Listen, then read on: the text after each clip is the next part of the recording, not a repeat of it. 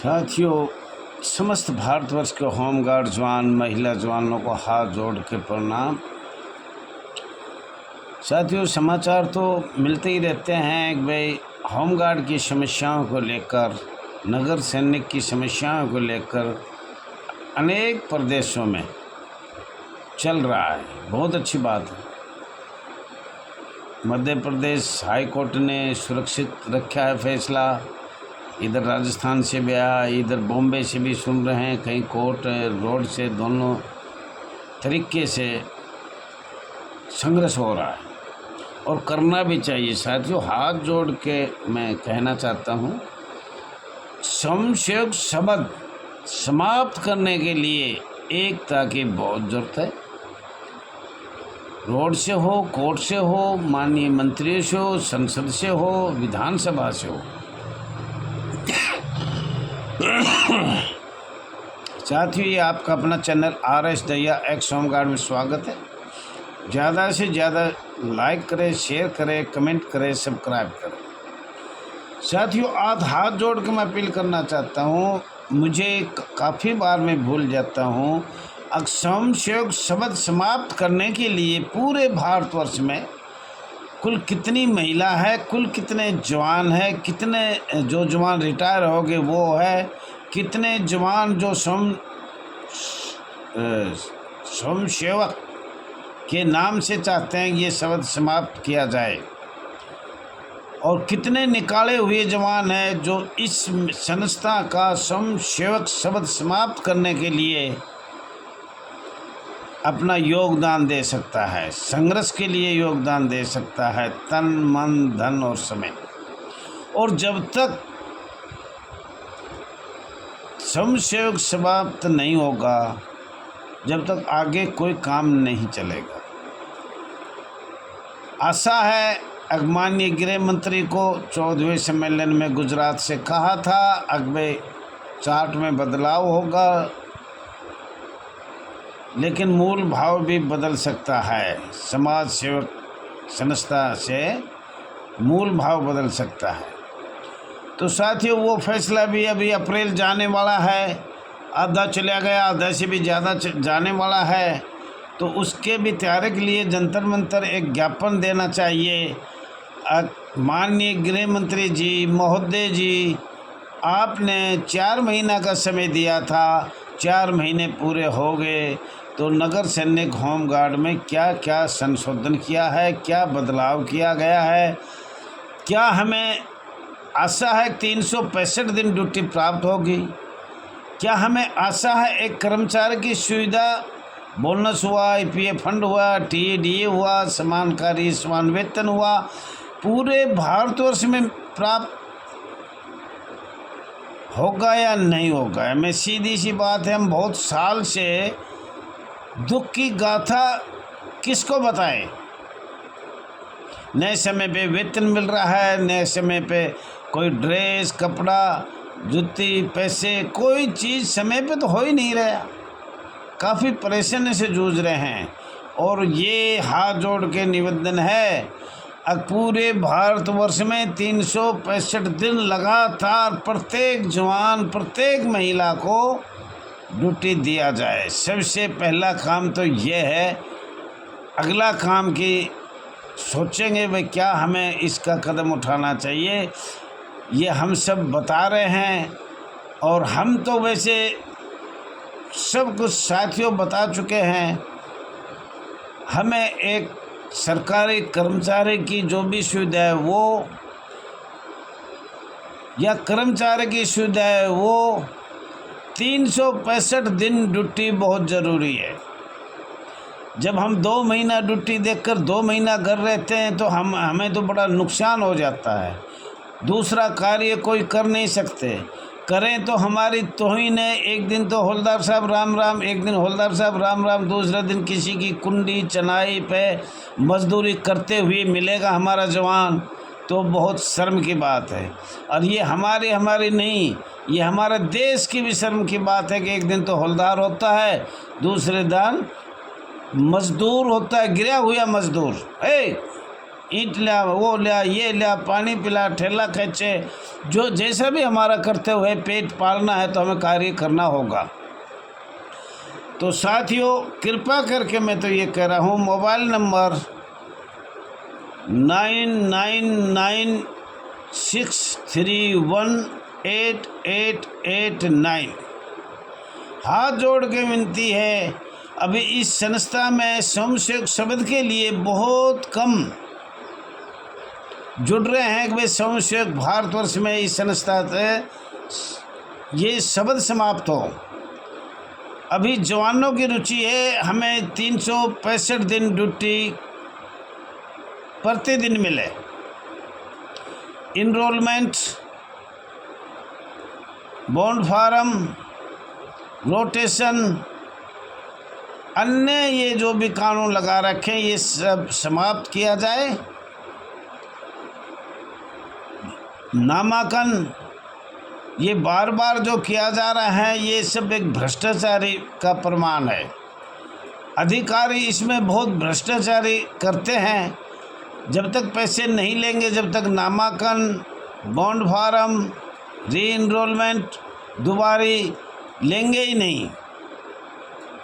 तो आपसे मेरी प्रार्थना है, जो स्वयंसेवक शब्द के लिए कृपा करके मोबाइल नंबर पर, मुझे आशा है अब ज़रूर कोई ना कोई जवान आगे आएगा, महिला जवान आगे आएगा।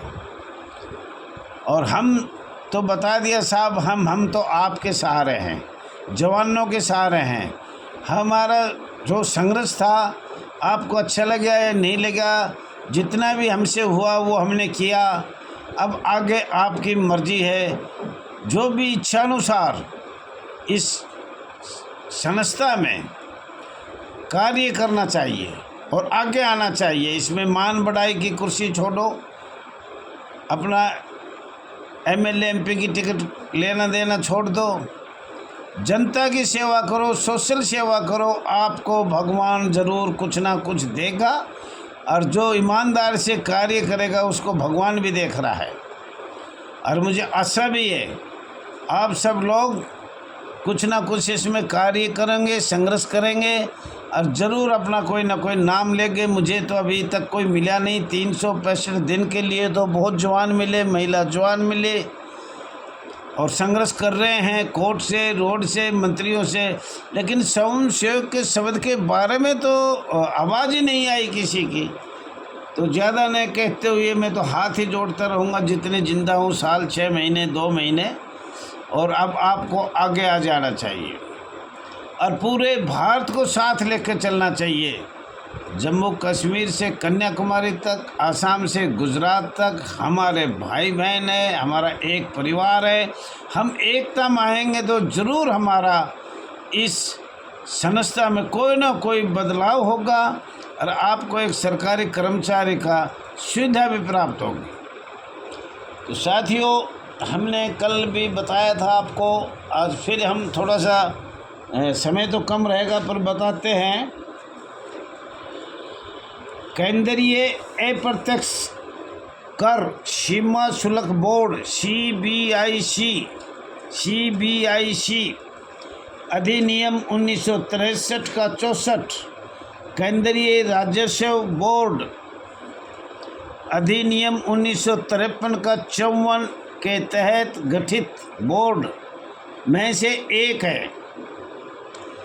CBIC का नेतृत्व एक अध्यक्ष करता है, और अध्यक्ष के अलावा इसमें 6 सदस्य होते हैं।